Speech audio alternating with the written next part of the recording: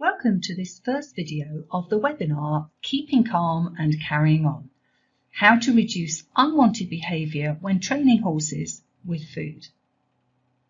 In this video, we'll take a look at unlabelling and deconstructing the common terms that are used when describing horse behaviour when training with food. Labels and constructs are shorthand descriptions that help us to describe what we're seeing when we see our horses misbehave around food. But an over-reliance on labels and constructs can hide the real reasons that we're seeing these behaviours pop up. They are in fact just conceptual ideas, theories that tend to be subjective rather than evidence-based.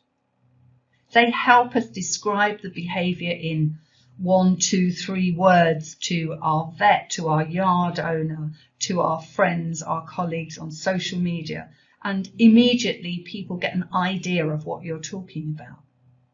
But what are the behaviours that we're looking at when we label horses in this way? Mugging, over-arousal, aggression are commonly adopted by horse people to describe the behaviour that their horse has around food. Mugging tends to be the one that we think of as the lightest. The manipulation, perhaps, of pockets, bum bags, anything that has the food in it, the handler's clothing. But it's generally a more gentle label. Over-arousal suggests that the horse has got some sort of anxiety around food, perhaps gone beyond a point that they can cope. It's as if there's a sliding scale of behaviour between the relatively benign fleecing of pockets that is mugging to biting, kicking, full-on aggression. But from experience over many years, I think that that's a maybe. And as always, we have to consider each individual horse and their experience, their different triggers, the different trigger points and different coping strategies that those horses have. Labels that burden the horse with the responsibility tend to be mugging, over-arousal, aggression, and they all sound as if the horse should take responsibility for the behaviour that it's exhibiting. So what are the common behaviours that we tend to see around training with food? Oral or olfactory exploration, sniffing where the food is, checking out your pockets and your jodhpurs or your jacket, with the food bag or whatever you keep your food in, with the lips, maybe with the tongue. But it's relatively gentle, and I think this is the one that most people tend to associate most with mugging. It might be an exploration with the teeth, and that can be quite gentle, but it can also mean that they are actually taking hold of the material of your pockets, of the bag, or catching your finger in their mouth if they can. And so that can be quite a painful experience with the biting behaviour. You might see ground pouring with a front foot, which can be quite benign, just a little bit of a shuffle almost, leading into a big movement of the whole forearm. Embarrassingly for a lot of people, especially as it's always us girls training with clicker training, we might see dropping, and the penis can be generally flaccid. It can be erect, but generally it's not. And it's quite embarrassing if you want to share any of your training videos if your horse is dangling his bits. It's something that I have been concerned about all the time that I've been clicker training for years and years, and it's been brushed under the carpet by a number of people. But I think now we're becoming much more aware that this is very much a stress and anxiety thing when we're training with food. So you might see that if you have a male horse. We often see the ears pinned back, not just a soft back where they're thinking or considering something, but quite pinned back. We often see facial tension, so you see the sinews in their faces, everything tightens up and you can see the definition in the muscles. You might see the nostrils flaring, you might see the lips almost like a smile baring a little bit so you can see the teeth.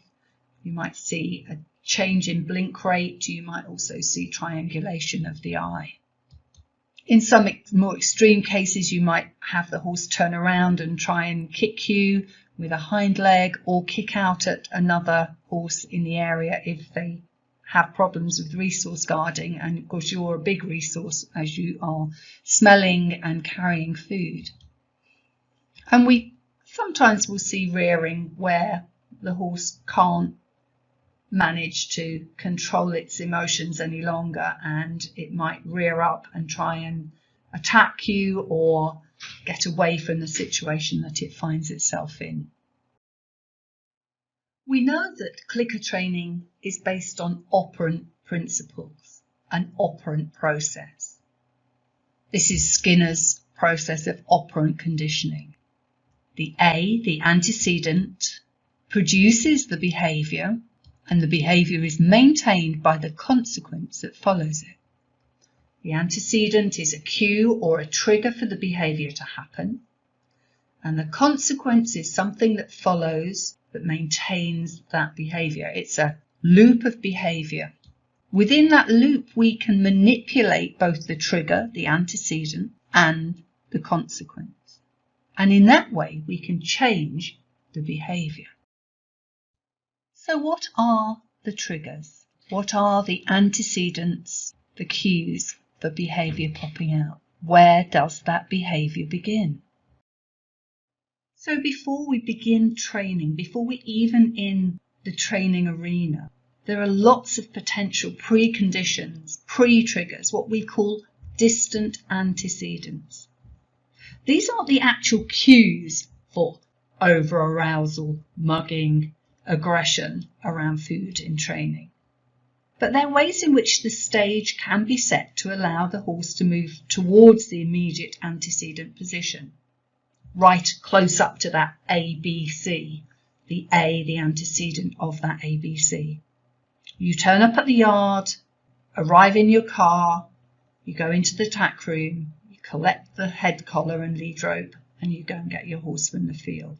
You go on to grooming, tacking up, and during that time you might see a horse throwing lots of displacement behaviours, pawing the ground, fidgeting around, biting on its lead rope, running its teeth along any metal it can find. Displacement behaviours are just right behaviours, wrong placing. So they're behaviours that you would naturally see with your horse, but they're happening in the wrong place. During this time, you can sense the build-up of energy within the horse. There's a huge anticipation of what's coming. Whether you've only trained once with food or hundreds of times, you just being there will have quite an effect on your horse. You are generally the bringer of good things, your flavour of the month, smell of the month, and you've had few rules probably around how to behave around that food.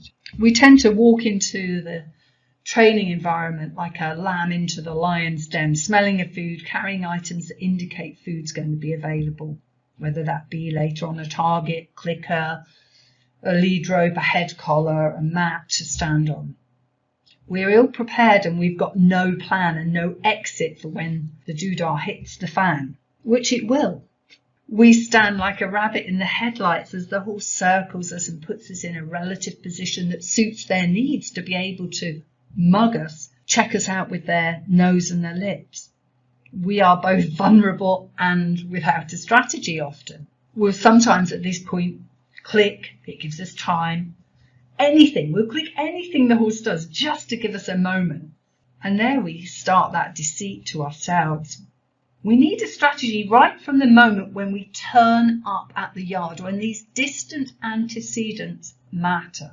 So what do we have to consider when we're looking at distant antecedents, these pre-triggers, before we've even got into the arena to train? We need to consider the physical needs of our horse, not just whether they are pain-free, but whether they're hungry, whether they're thirsty, if they're too hot or too cold. We also need to consider separation. Are they finding it hard to be moved away from their partner in the field? Or if they know they're going out on a hack, leaving that friend behind. There's an anticipation of previous things that have gone on in a chain. So They know that when you go to the field and collect them, you might come back and groom them, and then you might take them to the mounting block, and then you might take them down the drive and leave. So it's not just the separation, it's the anticipation that they will be separated at some point. The horse, through that ABC, will chain its own behaviours even if we're not training them. The environment matters so much to a horse, not just the place. So, is this a happy place? Have they done nice things in this place previously? Or is this a place that has negative connotations? Have they been in this place when they've seen the vet? But also the time. Were they due to be fed right now? Is this a time that normally you would be at the yard? Are they normally in their own time at this time of the day? So there's so many things to consider, and loads more beyond these that I've just discussed. But you'll start to think about them a little bit more now that you're considering those distant antecedents before you even get into the training arena. We're going to watch a video of Fletcher mugging Annie. You'll see the close-up here where he sniffs, checks her out straight away, what she got on her. And you'll see her offering her cue, her finger in the air that says don't, and you'll see his tongue pops straight out there. There's a little sign of tension. And then he really gently investigates. I've never seen this horse ever use his teeth around humans. He's a gentle soul. But he checks her out. There's no way he's letting her get away without him checking out her pockets and her smell. Are the things Annie could have done? Are the things that Annie did in future? Oh yes, lots. And we're going to look at those in the second and third videos. So what are the training environment triggers that we might see? This is once we're actually in the environment that we're going to train in our arena, our sand school, our paddock. The location itself is going to suggest to a horse, if it's been trained there with food before, then the location itself can be a trigger. The relative position of the human, so the handler being in a certain position close to the horse, might be a trigger in itself, especially if you've ever done carrot stretches where the horse is expecting to have to reach around you and get close to you for that food. The smell, just the smell of food on your clothing, even if you've emptied your pockets and even if you take off the bum bag. Your actions in picking up certain things and taking them with you into the training environment will often have some triggering effect. And sounds that you're going to make or that they expect to hear around that training environment could be triggers. In fact, anything that can happen in that training environment could be a trigger, and you're not necessarily going to know about it. So anything that you take in with you, your kit, anything that you smell of, anything that you do when you're in there can be potential triggers for behaviour. This is the second video of Fletcher mugging Annie. This is within the same session. You can see her offering her, "Don't come to me for the food, please wait," that she thinks is her cue. You'll see him investigating her pockets. She's turning away so that he can't get to the bag. So he goes behind her and investigates the target that she has in her hand behind her back. She's trying to ignore him, but he's having a whale of a time investigating something that he thinks is going to pay off. Now Fletcher, in spite of his 17 hands, is the most gentle horse. He is a true gentleman. So even when he's mugging, I've never seen him use his teeth. But with other horses, that could easily have been quite a dangerous situation. We get into that training environment. We've made everything super calm. The horse is fed. He's not in pain. We've been really clear about what we want to do, and we start training. What are some of the triggers around the actual training that can create those unwanted behaviours? I think the biggest one to get over as a human is those assumptions. The assumption that he knows how to do it, he should know how to do it. This is on cue, I've done this before. If you're not seeing the behaviour that you want to, the calmness around food, then the horse does not know. And it doesn't matter how much it should know, right now, at this moment in time, it doesn't know. A lack of planning. Those of you who know me and have trained with me before know how much I love planning. I'm a planning geek. And I'll tell you for why. Because when I didn't plan, when I used not to plan, things went wrong. And I was left with no exit strategy when the doodah hit the fan. Planning gives you an opportunity to just have a quick run through of what's going to happen in your training session before you do it. It gives you the opportunity to think of those strategies that are going to help you, that will keep you safe, but more importantly, I know we all need to keep safe and that's very important, but more importantly, keeping your horse calm around food. Poor reinforcement, be that your timing, is your click catching the behaviour that you really want to, is your click coming before your hand going to the bag to get food. Your rate of reinforcement. Have you got a decent rate of reinforcement at the beginning of a session so that the horse isn't left floundering around not knowing what on earth to do? Are your criteria nice and neat and tidy? What you're working on in that session, is it tight or is it wide open and really confusing for the horse because you're clicking just about every single thing that happens? The old-fashioned way when I started clicker training was just ignoring unwanted behaviour. So if the horse came and nuzzled around your pockets, you just ignore it. And we've seen in those videos with Fletcher that leads to them trying a bit harder. And I'm quite sure that if we did nothing about it, that he would continue. There might be a gap at some point that you could exit, but he is going to go into what we call an extinction burst, where he tries absolutely everything that he knows that has worked for him in the past. And once he'd run out of those, being the type of horse that Fletcher is, he probably would give up. But by then he's gone through all that exploring of your body, your bag, the equipment, asking questions, and you haven't given them any answers. So those extinction bursts are what we try and avoid nowadays. And you'll have a look at this in the second and third videos when we look at errorless learning. So those are just some of the triggers that you will find during your actual training session. Again, I think you'll probably start to find more as you delve into it. I think we are beginning to see now that the tables are turned. The tables are well and truly turned. Who is responsible for that behaviour now? We've unpacked the labels, we've looked into the constructs, the human constructs, the mugging, the aggression, the over-arousal. And what do they mean? Well, they mean that we're responsible for that behaviour. We can change that antecedent. We can change the triggers and we can change the consequences. We are now responsible.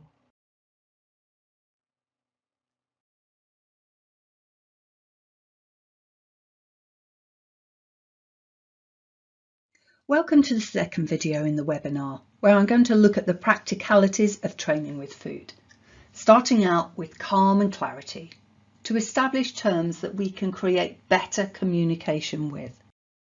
The pitfalls when starting out with training with food, clicker training, positive reinforcement seem obvious when you've worked with several horses or when you've been around the science of it a fair bit. These are just some of the things that I hope we're going to cover in this webinar and for you to think about maybe delving into a little deeper over time. Beginning to understand the underlying science, it's quite tough at the beginning. There seems an awful lot of unusual terms and there's a lot of falling out about positive and negative and reinforcement and punishment and things. So really getting to grips with the underlying stuff, not the complex stuff, just the basics, I think is really important. Learning to maintain the promise. We'll talk about that a little more in this part of the webinar. Timing. It's like location with property. Timing. It's so crucial, and in so many different areas. It's not just about timing that click and the food that comes after it. Choosing your reinforcer, people can tend to forget that that's at the foot of the horse rather than us. We don't get to choose the reinforcer. The rate of reinforcement, very often I find that new people to clicker training are loath to have a really nice high rate of reinforcement early on. They think it's some sort of bribery. That's really one of the bigger pitfalls, I think. Your choice of criteria. That's what we're looking for in each discrete training session. What are we looking for more of from the horse? The mechanics of handling a clicker and food and anything else that you need to have in the environment when you're new. That's a really tricky one. Observational skills, which can lead us to poor shaping, poor timing, poor reinforcement, all sorts of things. But that's a major thing, and I think if you can hone anything in this off time, it will be your observation skills. Lack of planning and practice. Planning, I will talk about every time I have an opportunity to, but you know my feelings about planning already. Practice without the horse. Practice those mechanical skills. That's so important. If the horse has an environmental poverty, if its own environment is hugely lacking, and then you come out and play with sweeties with it, it's bound to be somewhat overstimulating. It's something that people often fail to remember. Shaping and chaining too slowly or too fast. So shaping is where the discrete behaviour and individual behaviour is being shaped, and chaining is where we add those behaviours together. There's lots of potential for errors there. Ignoring the innate horse, the real horse, having an ethical soundness to your training. That's on a personal level, but I think it's something we've all got to have a thought about, and is definitely something that can send you down blind alleys if you're not careful. And the last one, and I think this is mega important, but in itself a webinar, so we're only going to very briefly touch on this at all. Adding clear cues and fading what I'm calling the unnecessaries. So those are the things in the environment that are not important, so that you have very clear cues that the horse can understand, because fading all the other stuff in the environment is something we fail to do so often. Understanding the science, I mentioned that I'm not a great one for getting too deep into it at the beginning stages, because I know a lot of people who have learnt, they've book learnt, and they've done really well with their understanding of the science, but their practical knowledge is nowhere near up to the level of their scientific study. And I think the best investment you can make is in Paul Chance's book, Learning and Behaviour. It's got all the science. It's a psychology A-level, I think, book in certain areas, and I think if you can buy the past editions, it's pretty cheap. You'll get it with all the notes of the previous student on, which might or might not be helpful to you, but don't spend a fortune on buying the latest edition, because it really doesn't have that much of a change to it. To find out the basics of everything you need to know, I would just buy the cheapest one you can that's in the most reasonable condition. I rarely recommend training books, and the reason I don't recommend training books is they're so often quickly out of date. Alexandra Kurland has rewritten hers after the original because things have changed so much. What I'm doing now 5 years ago, I probably wasn't. And I think that's the same for a lot of the trainers. And some of the trainers have most definitely gone for the mass appeal, where some have gone for more of the geeky, you know, somebody like me, or obviously some of you guys, because you're on this webinar and you're interested in delving. So for those of you who are teachers yourself, I'm sure you're going to have your own favourites. But I tend not to recommend. There's so many out there. Avail yourself of all of them, and just have a good hunt through and decide what you like or don't like within them. We talked in the first video about those distant antecedents that can affect your horse, and I just want to briefly set the scene ready to get us into the training arena, as it were. So those distant antecedents and the personal nature of a horse. What is it like being a horse? And we know, for one, that being a horse is different for all horses, but there is a general umbrella of things, of behaviours that are going to belong to a horse. So those distant antecedents start with what's inside of a horse, and there's very little you're going to be able to do about that. It can be shaped then by early life events, how it was weaned, if it's a mare, how her foals were weaned from her. So these are all things that you probably also can't make a difference to if you bought your horse as a 5 or 6 year old. Those early life events have already happened, and you might hear tales from previous owners about what happened, but the reality is there's very little you can do. But part of the way your horse reacts to food when you're training will be to do with previous earlier life events. And I've already mentioned briefly the poverty of their environment. So if your horse lives in a really poor environment, the excitement of coming out to work with food, and I've had this with only a very small handful of literally hundreds and hundreds of horses that I've worked with clicker training with, there is just too much of a thrill about the amount of food that's available, and there are other ways to think about working with those horses.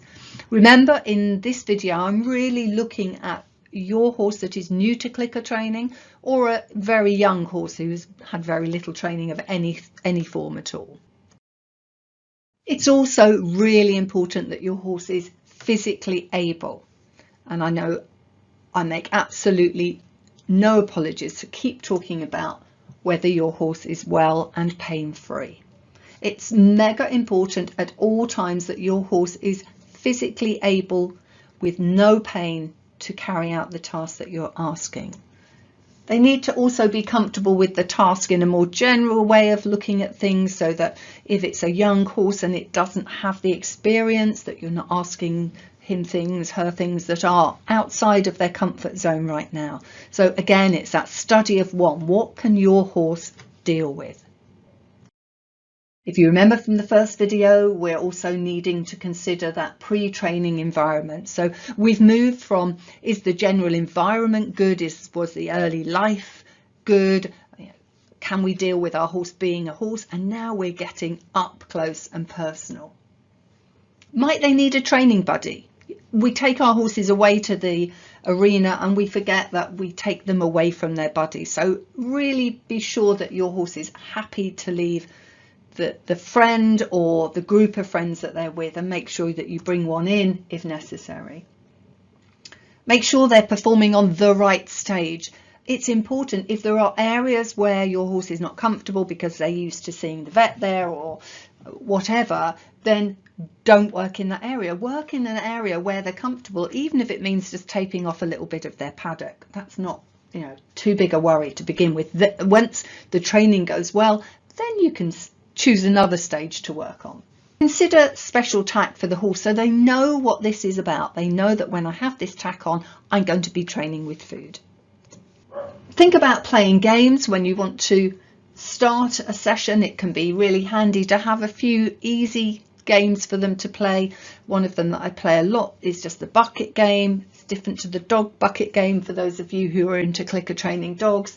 And I literally have a dozen buckets around the arena, especially if it's a scary arena that horses are finding really hard to deal with. I don't have the food on me. I make sure the food is in the selected buckets before I get there, and we just wander around finding the food in the bucket before we get to work. So it's just about making sure that the horses had some food, and often food gets left in those buckets and will be in the buckets while we're training, which is extra special for you really. Think about having your own special handling gear when you're working with food, because especially if other people are going to work with your horse and you really don't want them to have any problems with confusing the horse. So you might make sure you have your bum bag, you might have a particular hat that you wear, or particular pair of gloves or a jacket or whatever that smells of the food, and they understand that today we're training with food. Obviously, if you're training with food always consistently, then that's not necessary. And think about also having tactile sessions where you're not using food at all, where you're just using scratching. So again, that will really be important not to have the food handling gear on while you're doing that. And just remember that learning is always occurring. There's never a moment when you're with your horse when there isn't some sort of learning occurring.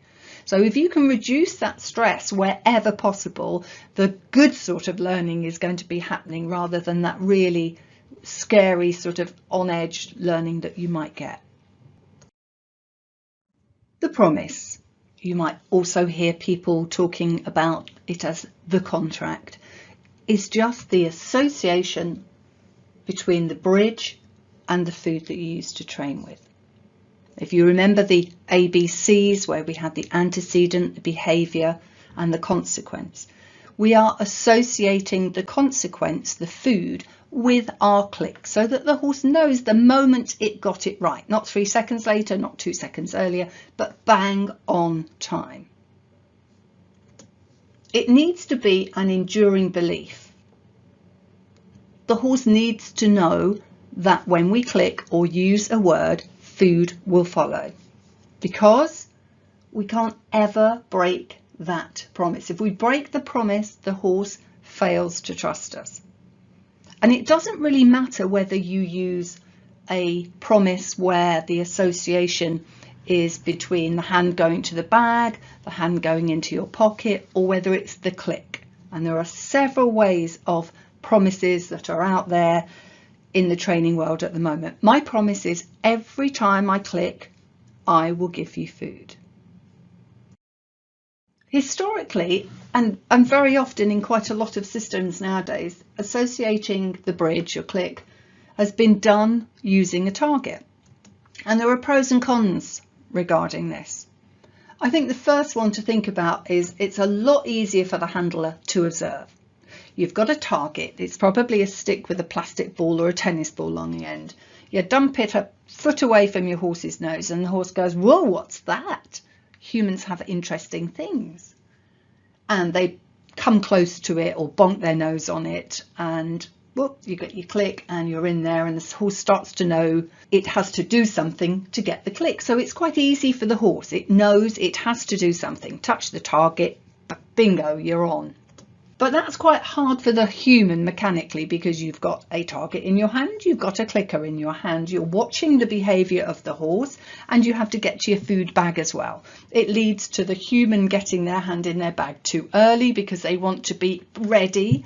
It's quite stressful for the human. You can get clickers that go onto the stick of the target, and they can be really handy, but then you've got that one target, and I would suggest that you're going to want to use lots of different targets in your training. But yeah, there are ways around it. I have a particular clicker that has a nice elastic on it, which I wear on my finger, but if I get the right size of target stick, I can stick it, push the stick through the elastic, and I've got it to hand for newbies learning. I think the other main problem for me, and which is why I changed the way I associated the clicker with the food, was it leaves a very strong association for the horse with touching targets. And this isn't because the horse is stupid, it's because the horse is exceptionally clever at understanding what it got following its behaviour. You keep, every time it goes near it at the first sort of week, and you're showing all your friends, God, look, this horse touches a target, it touches, oh wow, you know, oh, and everyone's absolutely amazed. And so everything your horse can touch with its nose, it starts to think is a good idea, and it's going to get reinforcement for. So I think you can take it as you wish. There is a lot of benefit from using a target at the beginning, but for me, most of the time, I'm not going to associate the click using a target. Protected contact, often you'll see it. Protective contact is just a way of working away from the horse where they're behind a fence or somewhere a little safer that they can't quite get to you. For me, the main purpose of this is giving the handler time and space to observe. Remember, observations are number one, and if you can't see what's going on because you're being mugged by the horse, then it's very, very hard to see how you're going to extricate yourself from it. Of course, it can be safe in a way that the horse can't get to your pockets, they can't get to the bum bag, and you can step away from them and be safe. It's a way that I would use with a new person to clicker training, but I would probably avoid using it particularly with a new horse because it hides things. But you know, if you're an experienced trainer, if you're a trainer listening to this, protected contact has absolutely got a lot of place in training, but for me it hides some of the feedback that I'd want to be seeing. But I absolutely think for the first time that someone works and with a horse with clicker training, until they're really confident with the process, working in protected contact is a great idea.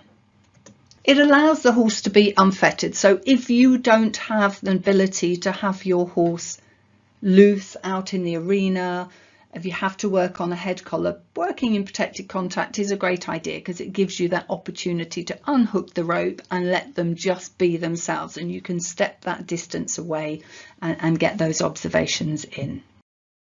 This is the first video clip of this part of the webinar, and it shows touching a target, first of all in protected contact, and is showing how easy it is to be distracted. I'm talking to her and she's right up close to the horse. She's not prepared. Her clicker's not under her thumb.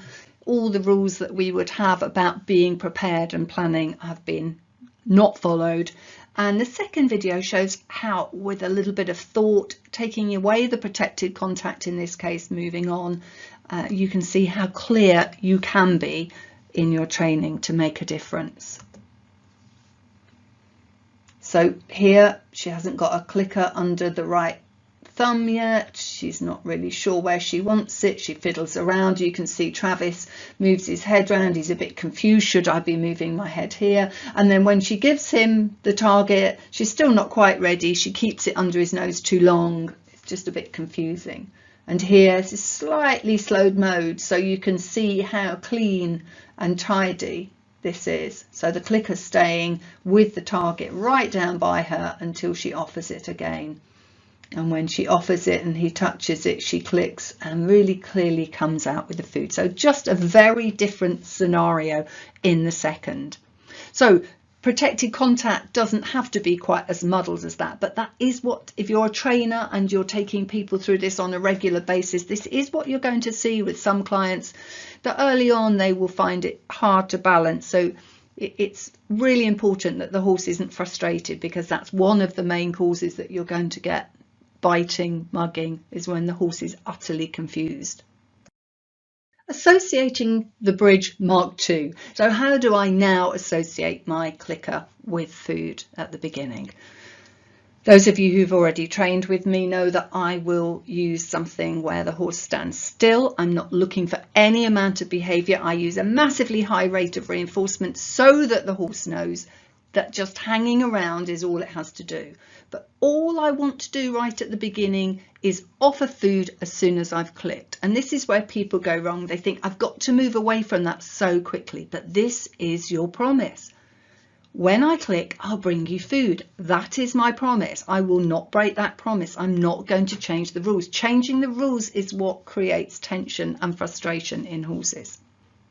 So what I use is a much calmer way. The horse doesn't have to do anything. Very quickly after just getting clicks and food following, I am going to add in the fact that I want them to stand with their heads forward as well as not moving their feet. But that all comes after the very beginning time where I will feed them. They'll have hay close by. They might still be eating. They might even be out in the paddock. And I'll just use my clicker and offer food. Use my clicker, offer food. And I'll do that enough times that the horse, I know, believes that this is what's going to happen, because I could be anywhere. I could be poo picking, could be grooming, and I depress my clicker and that horse's ears tell me that it knows what's coming. And when you do that, when you test your association, you must be certain that you've got some food to give, because it would be so unkind to break that promise so quickly and so early in the training. Doing it this way means the human has less to juggle. They have got less in their hands, but it's also way less exciting. So the horse is calmer. you're using a very high rate of reinforcement. Rate of reinforcement, the amount of clicks you're giving per minute. And that's something that new people tend to find really hard to do, that high rate of reinforcement. They feel like they're bribing their horse. But it's a good way for not seeing other behaviours pop up if you're constantly click and reinforce, and then you gradually can open up the time between. But it's less exciting for the human because you can't show all your buddies that touching a target is what he can do, or, oh, look, he's doing Spanish walk now, touching the target. It's way less exciting, and that's where I want to be with a horse. I don't want it to be over exciting at the beginning. So you're making sure that promise is believed. And if it's believed, you can gradually open up the time in between. But if they don't believe you, the minute you try to open up that time, they're going to stamp on it and they're going to start mugging you and getting confused again. In this video, you're going to see Tommy and I working on the promise. He's had about 2 sessions with me by this time, and we are looking at him understanding that the click means food is coming. You will also see me moving my position early on.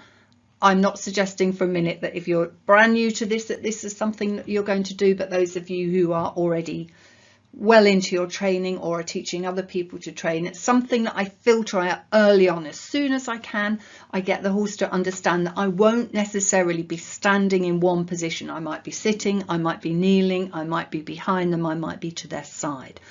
In the second part of the video, you'll see me finish a session by several clicks and putting food on the floor, which is a great way to get out of the arena you're working in, whether that be an arena or whether it be a yard, as I am here with Tommy. And you'll see at the beginning he's eating hay. I always want the horse to be super calm and eating hay. If you've got a horse that has a problem and is very excited by there being food, then I would always start associating the clicker when they're eating hay or out in the field eating grass, or they're eating a bucket feed of a similar value to the food I'm working with. And I might only do 1 or 2 clicks and then I'll go away and leave it. And I might take time to build up my promise in that way. So let's have a quick look at this video. Here I am putting food on the floor. He's got his pile of hay he's been eating. You'll see I wear 2 bags. I've got different value foods in those 2 bags, which is quite a handy thing to have. We'll talk about food later. And you'll see, you can't hear the click, but every time I go to feed, I've clicked, I have the clicker in my left hand, and you'll see that I'm moving around him as I click and reinforce. I'm moving about him, and I don't make it obvious. I don't pick up my hand when I'm clicking. It's about the noise. You know, people use the clicker as a TV changer, up in the air job. You don't need to. You click and you go and feed. You don't even see me. Because you can't hear it, you can't tell when I'm doing it. And there I'm just leaning on the side. And I don't want him to associate when he hears the noise with me being in any particular position. But if you're new to this, don't worry. It's just about getting that click associated. There I've given my several clicks. No, I'm just coming up to giving my several clicks, sorry. When I finish, and you'll see that I feed for position.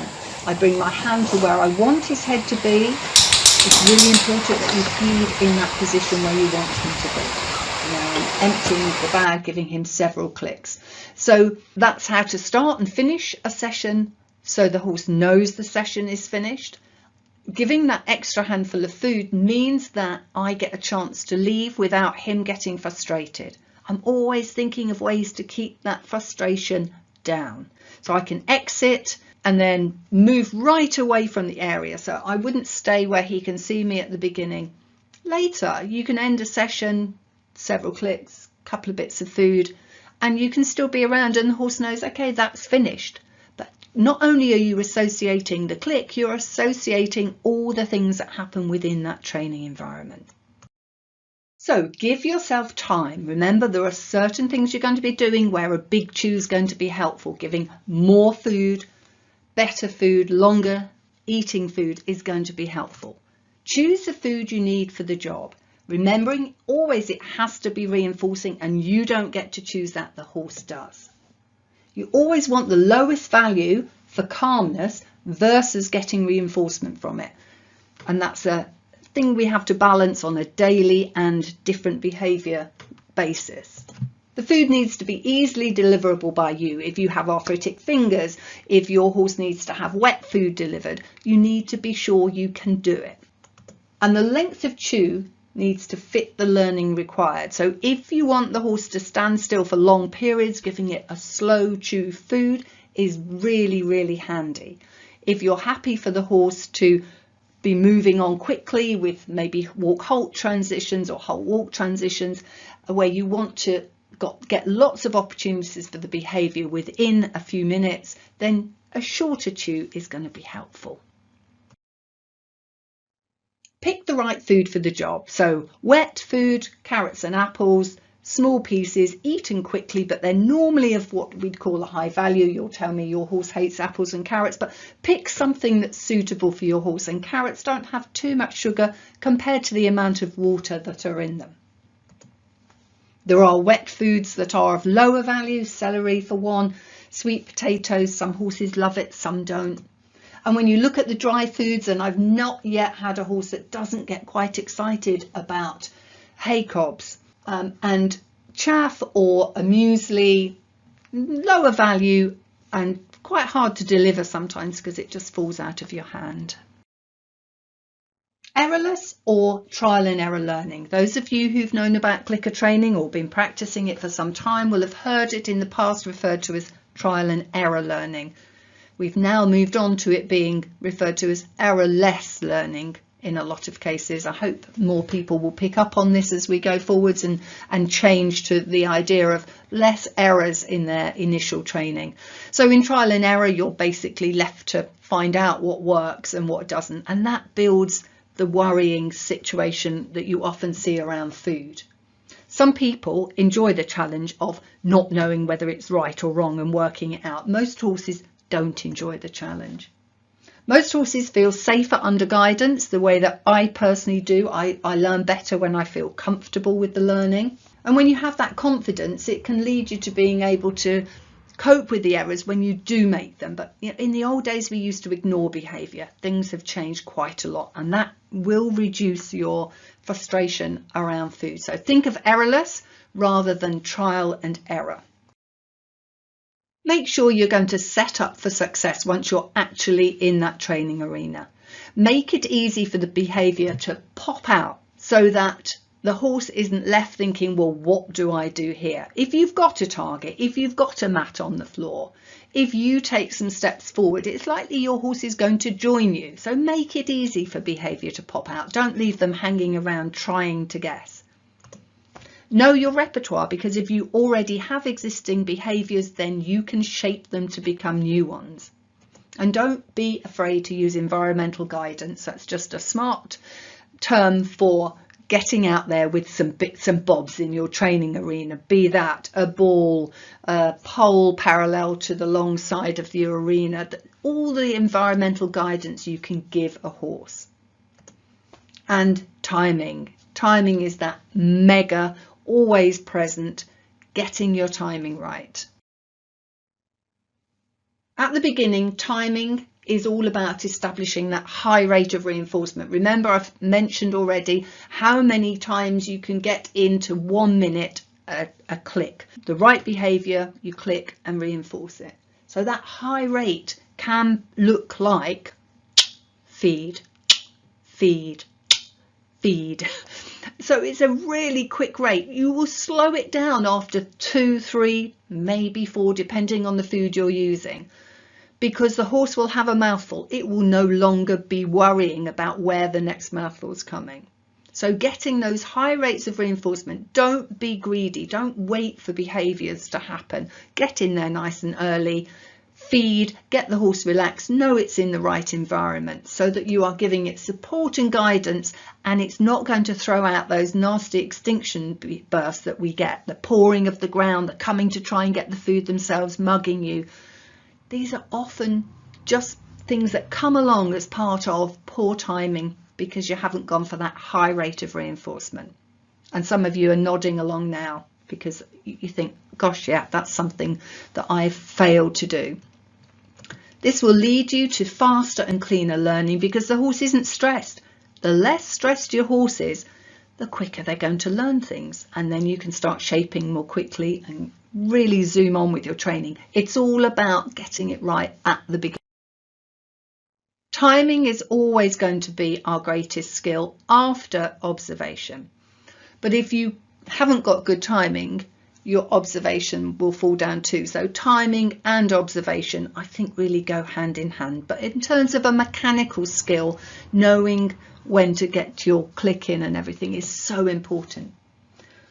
So it's all about what you think you're teaching versus what the horse is learning. You think you've taught it to do something, but in actual fact, because of your poor timing, 3 seconds late, the horse has thought, hang on a minute, it's about me picking my foot up, whereas you were clicking, you thought, for it having its foot down. So a second too late, what are you going to capture? Something that the horse has done a second after you liked what you saw. And if you click a second too early, you're going to again capture something that is not what you were hoping for. In the words of the great Bob Bailey, it's simple, but it isn't easy. So getting in there, practicing your timing away from your horse is going to really help you. I would say that poor observational skills and poor timing lead to some of the worst situations you have with extinction and the horse coming to the food bag, mugging you, all those terms that we're looking at the moment. This is the third video, and this is Hilary and Arnie and looking at superstitious learning. This is where we get the timing wrong and we accidentally or unintentionally will reinforce the behaviour. This behaviour has an OR because this is actually a definition of it, and I didn't pick this one up. This is one that is well known. It's accidentally or unintentionally reinforced behaviour. And it's very hard to see this, and I really wanted to bring this out for you because it's quite an advanced one. On a recent course that I ran, it took people several watches to actually see the behaviour. And Hilary is doing a fantastic job. She's learning, she uses a word, not a click, so you won't see her having her thumb over a clicker. But we were separating out her word yes from the food, and Arnie was inadvertently turning his head away from her a little bit, and to the point that by the end of the session he was actually touching the gate, thinking that that was what he wanted from him. So let's watch it. You may well not pick it up on this first run. Do look back at it on the video when you get to see it, because I think it's a really, really interesting one to look at. It can be that subtle. And then afterwards you think, well, I never taught him to touch the gate. Oh yes you did. Let's run. So you see Hilary feeds him. Now we've slow mode this bit down because after he finishes chewing, you'll see he just very slightly moves his face away from her. And she says her yes and feeds him again. And that's where it starts. It starts small and it builds up. So there again, do you see he moves off, and this time he actually touches the gate to his right. Hilary, quite rightly, doesn't see this. I don't see it. I'm recording it, I'm watching her, and I don't see it. Again, do you see him move in towards that gate, and he actually touches the gate. So that is accidentally captured behaviour. If we wanted him to touch the gate, whoa, we've done really well. We've got it. So it's just being aware of those things. Try to start each training session as if it was your first. So those first few minutes, even just the first few seconds, where you are going to use that high rate of reinforcement. It doesn't matter whether you're looking for the most exquisite movement or behaviour or just a clean, clear basic training. The same rules apply. Get in there with a nice high rate of reinforcement. Build confidence by removing the assumptions that your horse knows what you're teaching it. It might not, and it might just set the scene nicely to have those wins. Those of you who have children, you know, if they can do well in the first few minutes, the first few homeworks back at school or whatever, they are up there getting their confidence back. So it's the same with your horse. As you begin a session, just go back to some real simple, easy to get reinforcements. Errorless learning is key to confidence. So don't go out there pushing too fast, leaving gaps in your training, because that's when they're going to come in and try and get the food from you, and you're going to get this tension turn up with the food. Shaping behaviour is something we do to a single discrete behaviour. For instance, here we have a shaping plan for picking up a hoof. It might be walk on, it might be hold, it might be move sideways when I take a step this way. It's important that your shaping plan is broken down into as many thin slices as possible. As soon as you make too big a chunk, again, comes down to timing, your reinforcement level drops right down and your poor horse goes into one of those extinction bursts and tries to get the food. So having a shaping plan, getting in there nice and early with your reinforcement, getting the timing right so that you keep moving it forwards, you don't hold it back, but you keep shaping that behaviour gradually forward. But shaping, I think, along with the choice of criteria, are two of the things that most people find really hard. So when you pick your criteria for day one, it might be that slight shift of weight off the hoof. You might do that for 4 days until the horse is really offering you this lift of weight off the hoof. It doesn't pick its hoof up, it just shifts the weight off it. But if you've always got number 7, the whole hoof coming off the floor, or if it's a trot transition, if you've always got this extended trot in your mind as the future behaviour, you're going to find it hard to fill in those little steps behind it. Don't be greedy. The more time you take in this situation here with the hoof picking up, on slightly shifting weight off the hoof, the more confidence you give at that level, the less frustration you're going to see around food, and the better you're going to see your progress move. This is a video of free shaping. I'm only going to touch on this, but it will be something that you will have seen. Years ago we had a thing that became very popular. I think it was about 10 years ago probably. It was called 101 Things to Do with a Box. If you look that up on Google, you'll find, especially, you probably need to put animal training with it. I don't know, maybe not. It's probably that well known that it would come up, just 101 things to do with a box.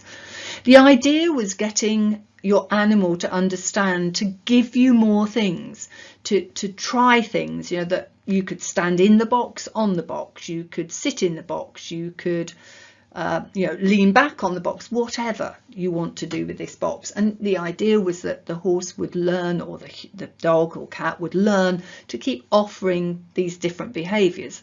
And what you end up with if you don't do this really carefully is you get a horse that's very frustrated. And these two little videos, we're getting close to the end of this video, I just wanted to touch on the idea of free shaping, where you go in and say to your horse, hey, just offer me some things. The way I often do that is by seating myself so that the horse knows that this is very different to normal clicker training. And I might say, well, what do you want to do today? In the first clip, you're going to see Jenny working with Dancer, and he is a really super enthusiastic horse, and you'll see that he offers more things than are required. And in the second, you'll see me training with Moral Echo, probably about 9 years ago, where he was offering lots of enthusiasm, but you can see him start to drop. He gets very frustrated and he doesn't have a clue what I want him to do. My training wasn't clear. I didn't want this webinar to be a polished, this is how it looks at the end. I just wanted to show you some of the pitfalls. And these are typical of how horses can react when they lose that guidance, when you lose that errorless learning, the sort of cloak of love and support that you can give in your training. So let's have a quick look at this video. So here Jenny is sitting down, and Dancer very kindly offers a back, but he offers a foot waggle in there as well, another foot waggle just in case. You can't hear, but she clicked somewhere between a step back and a hoof waggle. So it'll be interesting to see what we get in the next one. Yes, she timed it very, very well there. She clicked as soon as he took that first step back. So showed us the timing and how important. And here, Moral Echo, this is my arms crossed across my chest, which means show me something. So he started to show me some steps backwards, but I wanted him to move around a little bit rather than just step back. Here again, he's just offering me stuff that I didn't want. But you can see he comes into me and he's so utterly confused, and there he starts dangling. And so as soon as I can see that, then I'm going to end the session. It's not always instantly obvious, but the face and all the body language that he was giving to me, it makes my heart ache now to see that, and quite upsets me. But I think it's so important that we're honest. I see so many videos of trainers showing super duper stuff without showing you the pain and anguish that us humans and our horses, or whatever animals we're working with, will often have to go through. Training is different to shaping. For those of you who are quite new to this, you will begin to understand that training is putting those individual behaviours together, the discrete behaviours, whereas shaping is making each individual behaviour the best it can be, taking it to where you want it ultimately to be. One of the other areas that you get a lot of frustration is in training. So where people want their horse to start adding things up together so that they don't have to click every single movement, that's when we can get things wrong. So first of all, you need to train each discrete behaviour before you can add them together and move the click towards the end of the behaviour chain. So in this situation, I'm going to click each of my movements.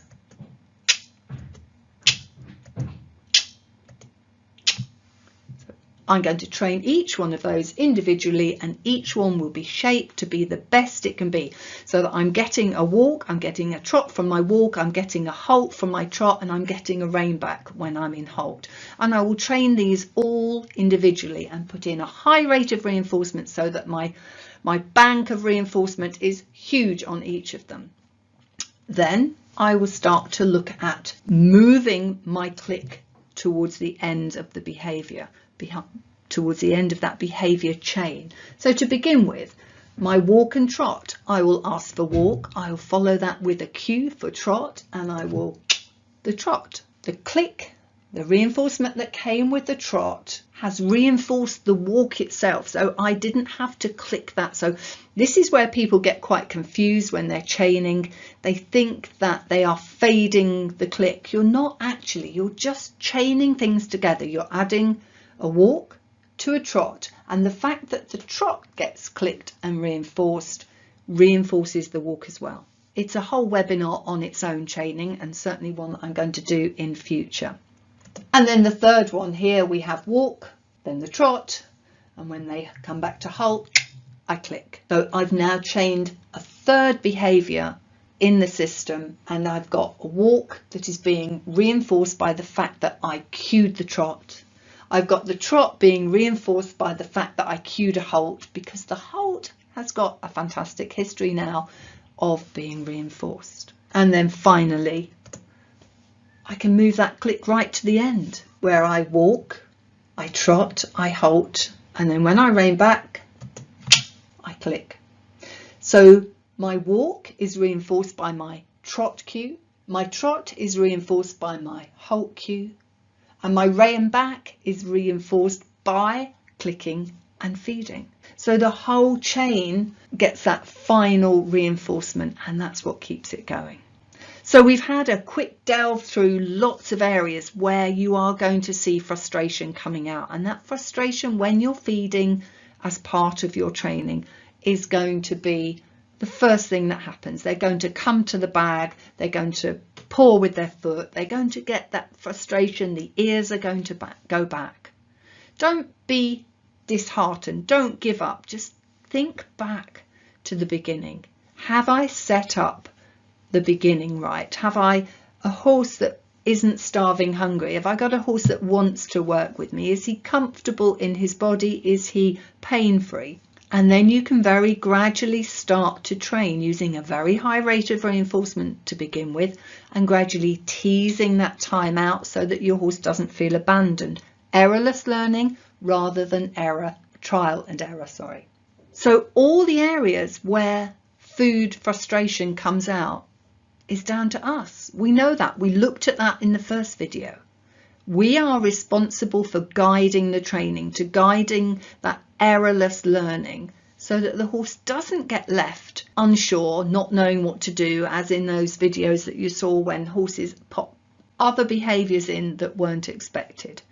So the road to keeping calm around food is by planning, timing, getting your rate of reinforcement high, picking your criteria to be spot on, and then chaining things together beautifully. It's such a lot. As Bob Bailey said, it's simple, but it's not easy.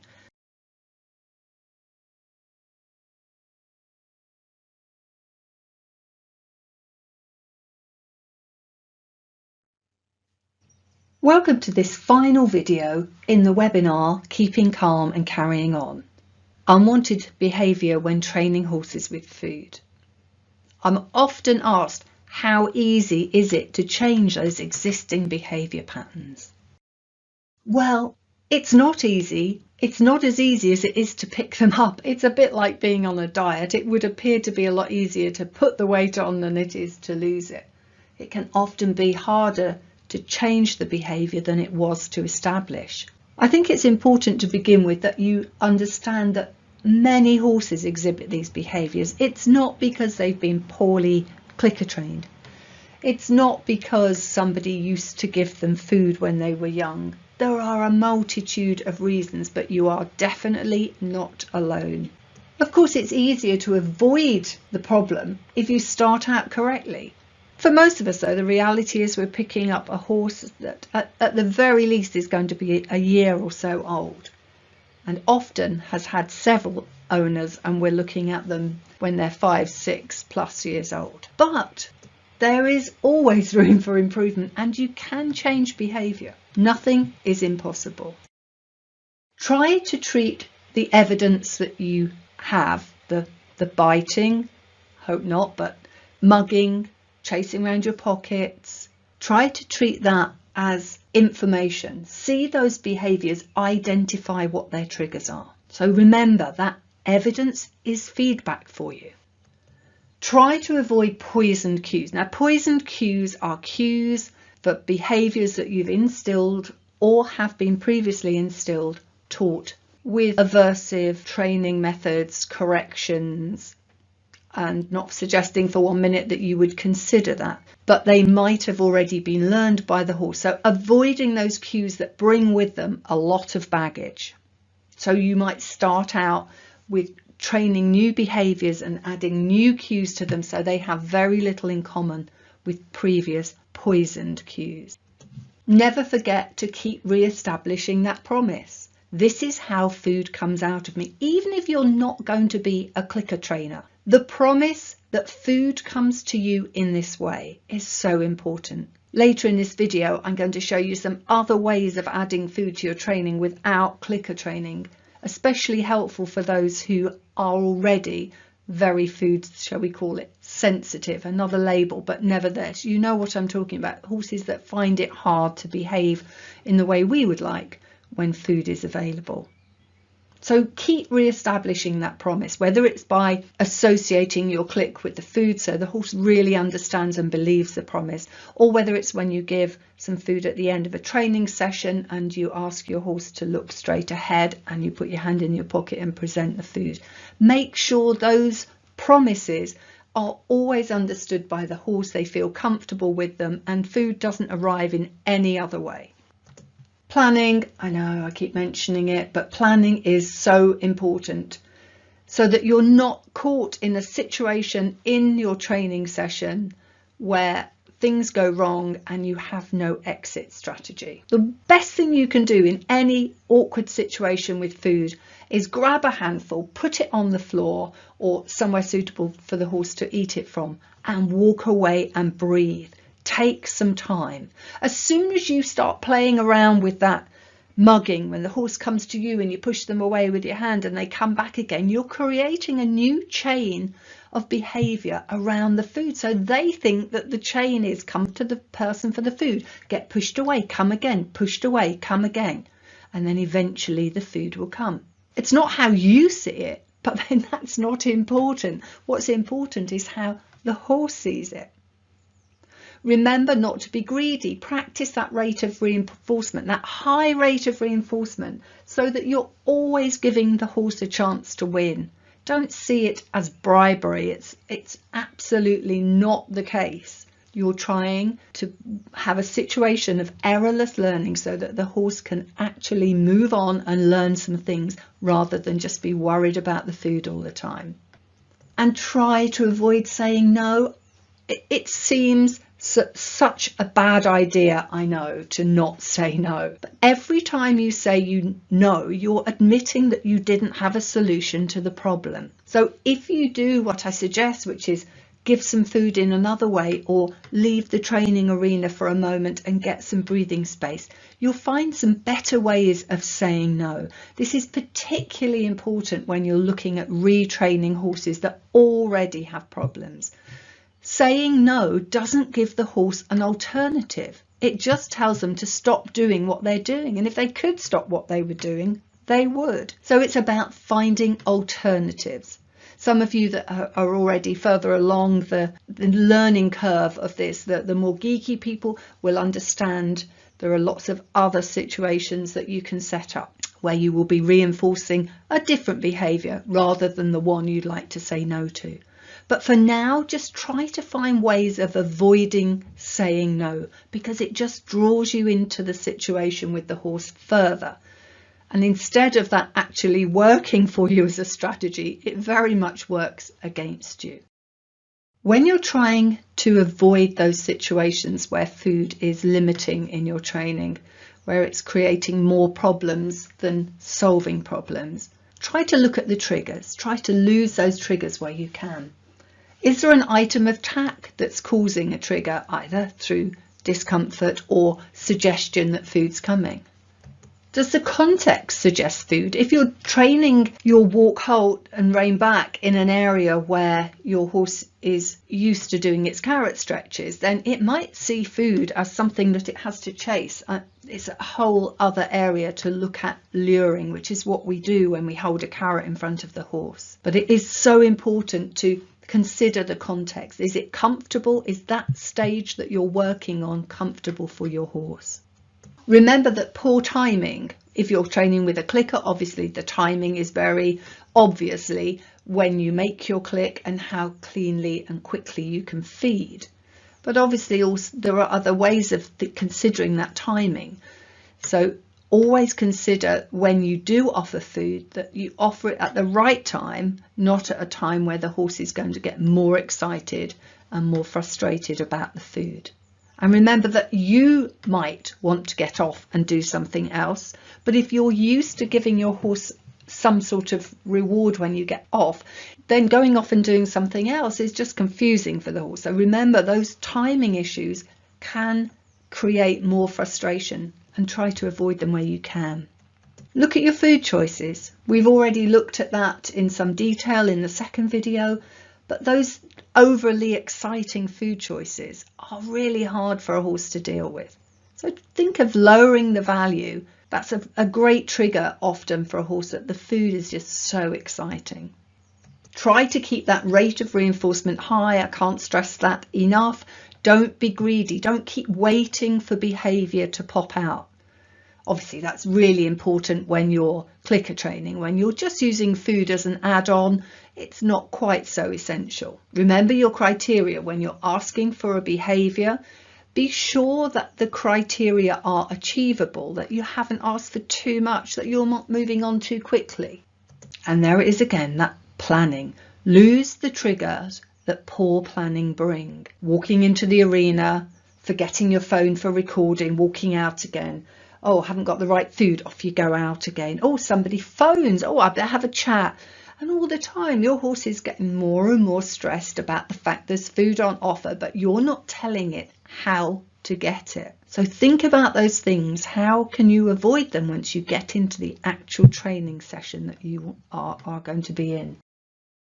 Over the years, I've had to consider several left field approaches, and I'm always looking to gather them. If you have any, please bring them to me. I'm always looking for things that can help students and horses be more relaxed around food. Sometimes it's that the student hasn't enough experience to deal with a horse that's particularly difficult to train with food because of its past history and all the other things we've looked at in the webinar. Sometimes it's just about the physical aspects of carrying the food, the mechanical ability of clicking and offering food. And sometimes it's just about me not wanting to go full on and say, you're going to start clicker training with your horse. So some of those left field approaches have meant that I've considered different ways of food placement so that food might be offered to the horse, not from the person themselves, but from stationary placement of food elsewhere in an arena or out on hacks or whatever.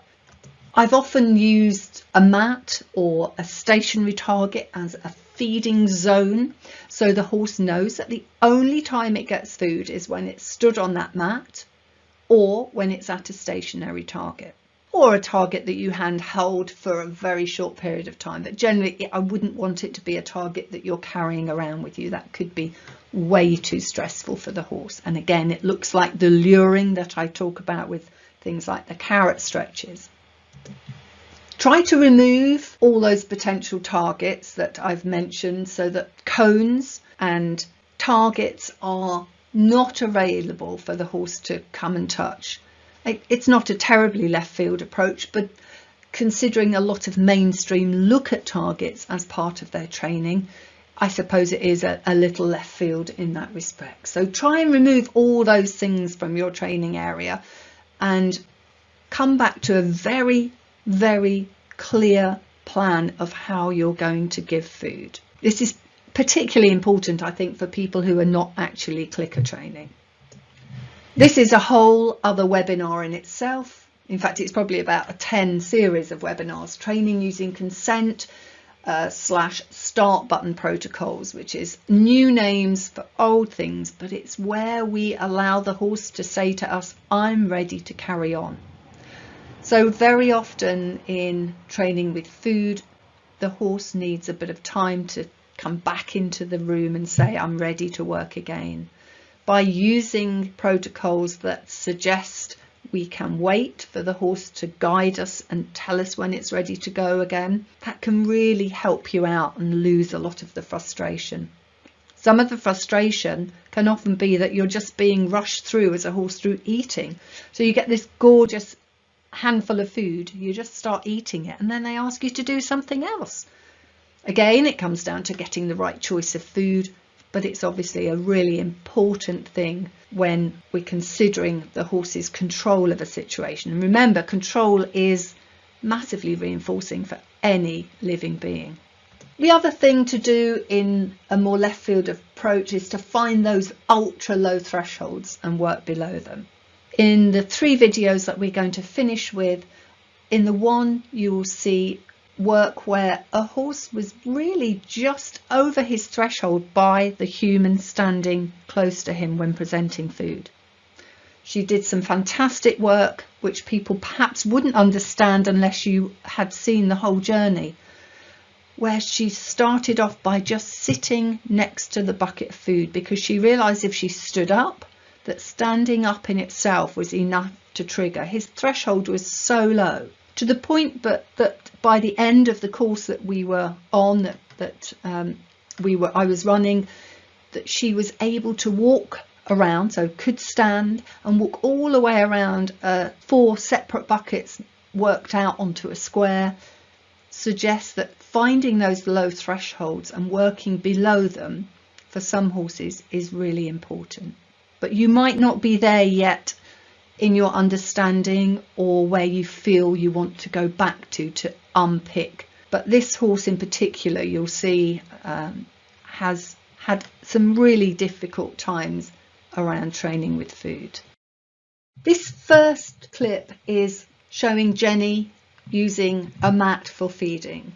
You'll see that when she gets onto the mat, she doesn't give a word. The mat itself is the cue that food is coming. It's the bridge that says, once you stand on here, I will get food. We started this in the arena so that her horse was very used to the fact that a mat meant food was coming. We use the mat to take her out of the arena, up through the drive, and then what you see here is her on the lane going to a mat. She's on a nice soft lead rope. She's not forcing the horse to go forward. She's not forcing it to stop. She gives the cue to get on the mat, and then you'll see she has a little box of food to the side that she takes food out and feeds her when she's on the mat. It's very clean. This is a horse that was very frustrated around food, and in taking it back to such a clear protocol, she's become incredibly calm around food. So let's have a quick look. It's only a short clip.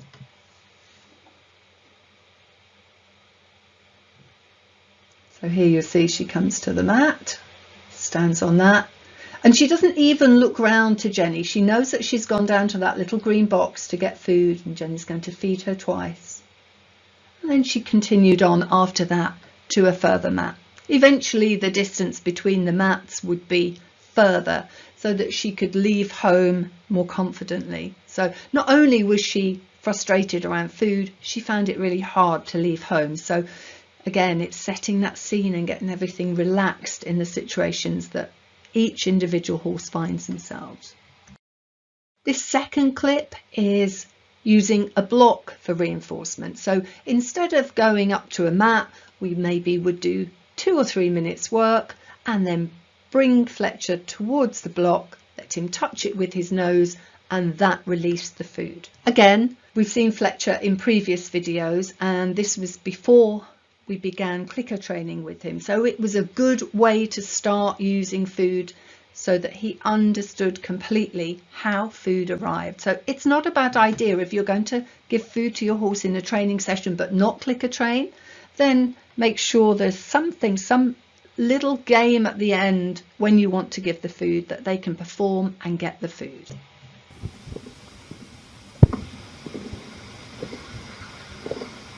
Yeah, good boy. Yeah. Well done. So you'll see that Annie there let him touch the block first before she used her word, which we have now transferred to the clicker training. And eventually that will make it very easy for him to understand when food's coming. The word yes means he's going to get food. It's about being clear for your horse. Again, thinking back to things like carrot stretches or luring a horse onto a horse box. It's much easier for the horse to actually touch a target when they're carrot stretching, and then when they've done the stretching, to offer the carrot. Remember the ABC, the C being the consequence. It's much better that the consequence of touching to do the stretch is a carrot than they are lured by the carrot. Much less frustration if you separate those out. This is the third clip, and you'll see Julia sitting down, putting feed into the bucket. It's what we'd call non-contingent. The food, he doesn't have to do anything for the food just gets put into the bucket. And it was done purely to change his emotional response to the fact that he was getting fed by a human. And right at the start, he would even drop if she was just stood up throwing food. Very gradually, she would stand up as well as sit down, and got to the point where she could easily walk around 4 buckets of food in the arena and then take that to different contexts, play the same game on different stages. So let's play that one. So here she's sitting on the ground. You'll see she keeps looking for the dropping, just to make sure that he's not stressed, but you can see no other stress in his body. Tails flicking, I think, from flies more than anything else there. So you can see how far back sometimes you might need to go with a horse who has really, really difficult problems with food when it's combined with humans. A huge thank you to you for sticking with the webinar. We're going to go back now for our final set of questions. I always say, whether you're listening to this on a recording or whether you're live in the webinar, I'm always happy to answer questions wherever I can. So if we don't get round to the questions at the end of this webinar, or if you are listening to a recording, do drop me an email or a message on Facebook, and I'm happy to try and answer in brief as many questions as I possibly can.